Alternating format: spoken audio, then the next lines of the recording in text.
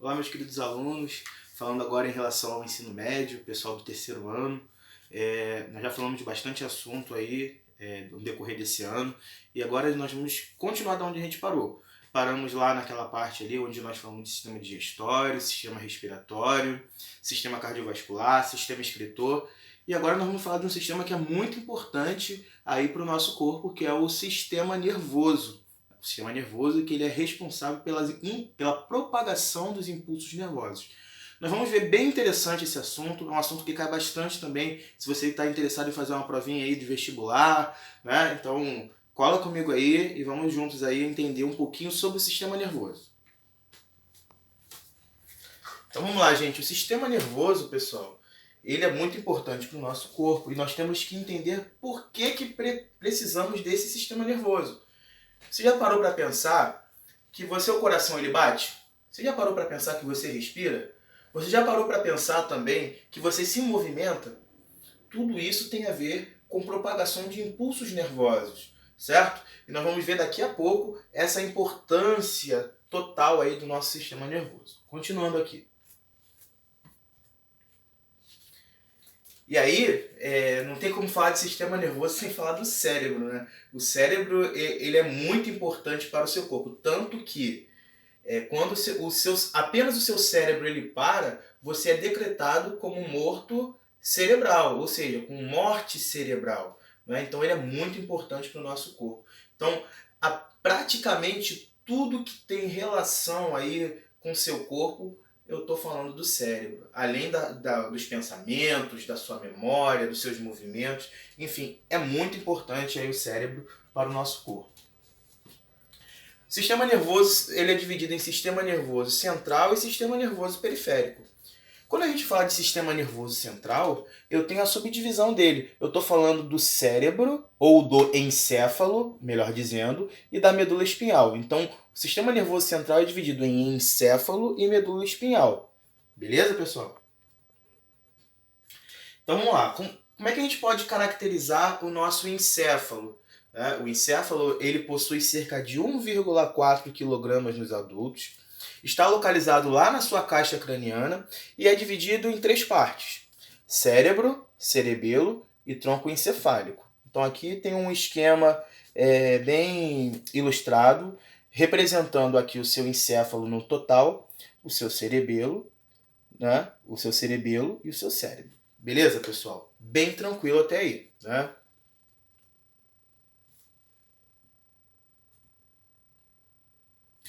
Quando a gente fala do cérebro, pessoal, o cérebro ele tem regiões que é o tálamo e o hipotálamo, onde o tálamo ele está relacionado à reorganização dos estímulos nervosos e também percepção sensorial, que é o que nós temos como consciência.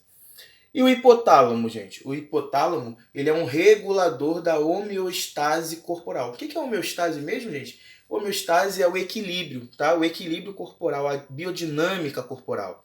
Então isso tudo está relacionado à temperatura, ao apetite, ao balanço hídrico. O que é balanço hídrico? O balanço hídrico é a questão da água, a quantidade de água no seu corpo. Controle da hipófise e neurosecreção, regulação do comportamento emocional e controle endócrino. A gente vai falar daqui a pouco sobre o sistema endócrino. Fique ligadinho aí. E aí, nós temos o cérebro, né, como nós falamos, e o tálamo e o hipotálamo como região aí do seu cérebro, beleza? Então, resumidamente, onde fica cada região, o tálamo nessa região aqui, e o hipotálamo nesta região aqui do seu cérebro. Aqui você possui o córtex cerebral. E quando a gente fala de cerebelo, pessoal, o cerebelo ele é responsável pelo equilíbrio do seu corpo, pelo tônus e vigor muscular, orientação espacial e também pela coordenação dos seus movimentos. Uma coisa que eu não falei do seu cérebro, gente, que eu quero falar aqui com vocês agora, que eu esqueci, para não deixar para depois, o cérebro também é o centro de memória do seu corpo, tá, gente? Então tudo que tem a ver com memória, aprendizado, eu tô falando do meu cérebro, beleza, gente? O tronco encefálico ele é dividido em 3 porções. Tem 3 divisões aqui, que é o mesencéfalo, a ponte e o bulbo.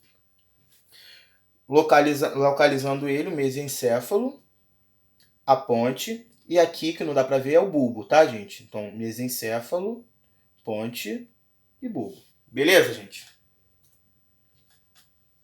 O mesencéfalo, gente. O mesencéfalo, ele é responsável pela recepção e coordenação da contração muscular e postura corporal.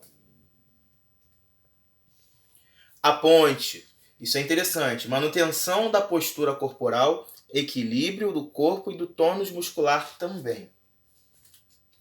E quando a gente fala de bulbo, você já parou para pensar por que o seu coração ele bate de 70 a 90 vezes por minuto? Por que você respira de 16 a 20 vezes por minuto?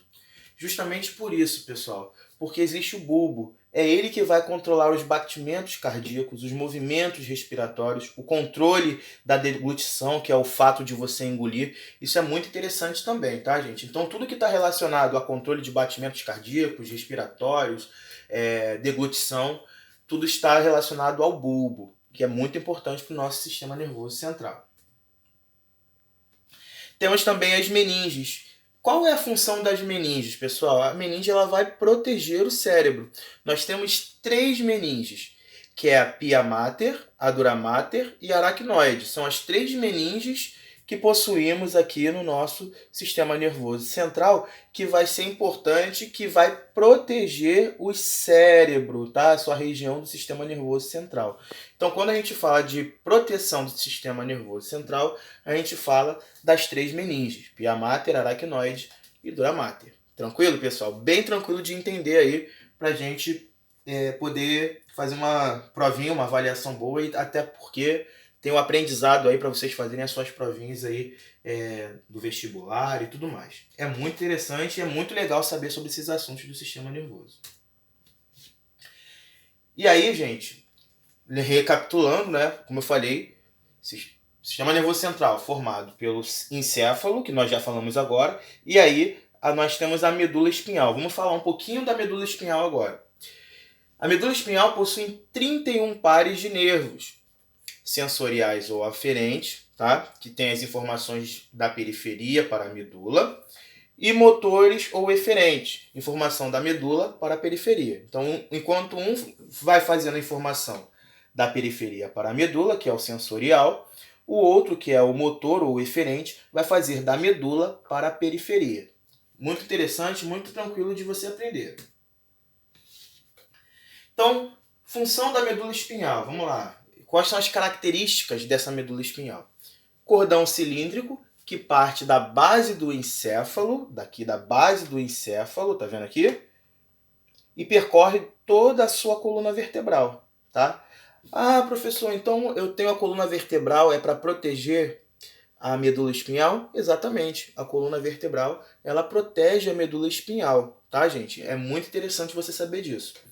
Aloja-se dentro das perfurações das vértebras. Da medula espinhal partem 31 pares de nervos raquidianos. Ah, então aquele líquido céfalo-raquidiano que tanto falam fica ali? Exatamente ali, tá, gente? Por causa desses nervos raquidianos. Inclusive, o líquido céfalo-raquidiano, ele é importante para detectar algumas doenças de alterações neurológicas, tá, pessoal? É muito importante. Aí o médico, né, o especialista, ele vai fazer uma punção ali naquela região, e aí você vai retirar o líquido céfalo-raquidiano e vai observar a coloração. Então, através da coloração, eu posso descartar ou colocar em hipótese que existe uma doença neurológica, uma doença nervosa ali no seu corpo, certo, gente? Então é muito interessante isso, você saber a função do líquido céfalo-raquidiano. Beleza, pessoal? E aí falamos do sistema nervoso central. Falamos tudo sobre encéfalo, a medula espinhal. Só que, como eu falei lá no início, o sistema nervoso ele é dividido em sistema nervoso central e periférico. Vamos falar um pouquinho do sistema nervoso periférico. O sistema nervoso periférico é constituído por nervos, gânglios nervosos e terminações nervosas. Essas terminações nervosas elas são importantes porque elas vão ser receptores para dor, tato, frio, pressão, calor, paladar e etc. Isso é muito interessante. Os nervos são fios finos ali, formados por vários axônios de neurônios envolvidos por tecido conjuntivo. Daqui a pouco a gente vai falar o que é um neurônio, tá, gente? O neurônio ele é muito importante porque é ele que vai dar essa percepção nervosa aí que nós temos no nosso corpo. Transmitem mensagens de várias partes do corpo para o sistema nervoso central, ou deixos para as regiões corporais. Tá? Então essas percepções todas graças ao sistema nervoso periférico. Beleza, gente? Classificação dos nervos, né? Quanto ao tipo de neurônio, eu posso ter neurônio sensitivo ou aferente, que contém apenas neurônios sensitivos, não é isso?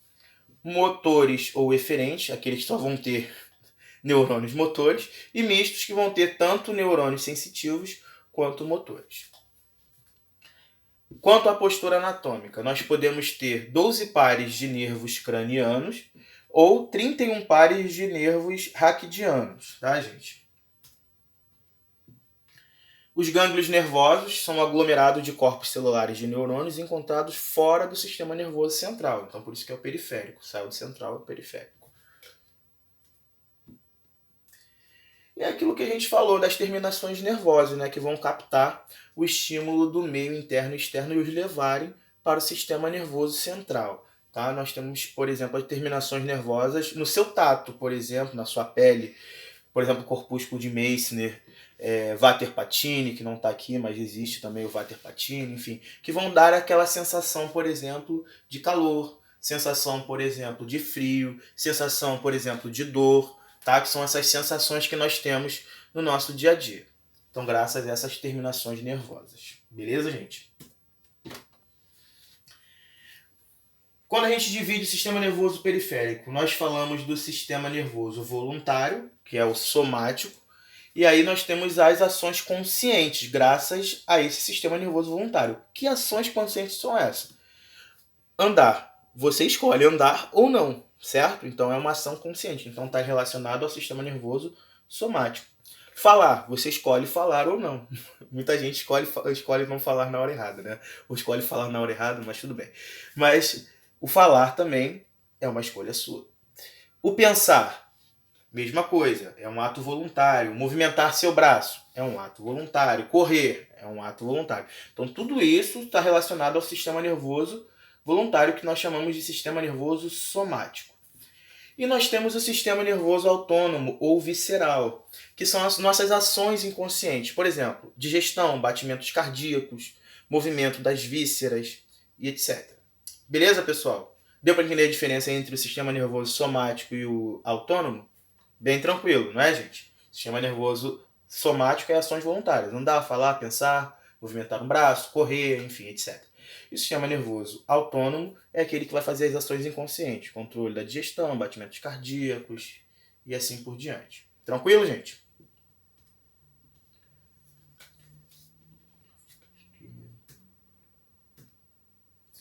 Para a gente resumir, então, tudo que nós falamos, sistema nervoso, ele subdivide-se em sistema nervoso central e sistema nervoso periférico. Então, só para resumir e a gente fechar o sistema nervoso para a gente ir para o sistema endócrino. O sistema nervoso central é constituído do encéfalo e da medula espinhal.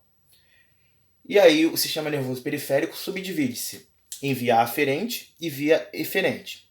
Sendo que a via eferente ela subdivide-se em sistema nervoso autônomo e sistema nervoso somático. E o sistema nervoso autônomo se subdivide em sistema nervoso simpático e sistema nervoso parasimpático.